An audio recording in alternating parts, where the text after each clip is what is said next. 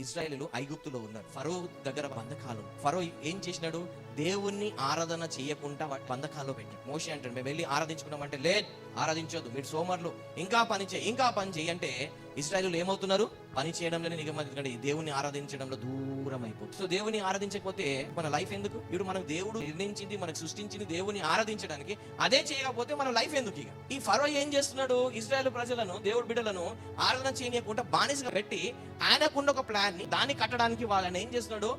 వాడుకుంటున్నాడు. పని పని పని పని ఏంటిది? లోకాంశమైన పని, లోకాంశమైన దానికి పని పని పని అనుకుంటా సండే చర్చ కొట్టడము, దేవుని ఆరాధించకుండా దీనికి ఫరో బంధకాల్లో వెళ్ళి ఫరో ఒక ఆలోచనలు నెరవేర్చడంలో ఉండిపోయి దేవుడికి నెగ్లెక్ట్ చేయడం, అదొక బంధకం. ఆ బంధకాల నుండి మనం ఏం కావాలి? తెగిపో. ఎప్పుడైతే తెగుతుందో అప్పుడు నువ్వు సీనాయి పర్వతానికి వెళ్ళగలుగుతావు. ఇశ్రాయేలు ఎక్కడికి వెళ్ళారు? సీనాయి పర్వతం దగ్గరికి వెళ్ళి దేవుడు ఒక స్వరాన్ని వినగలిగారు. మన జీవితాలలో కూడా ఈ ఫరో ఒక బంధకాలు తెగినప్పుడే మనం దేవుని ఒక స్వరాన్ని వినగలుగుతాం.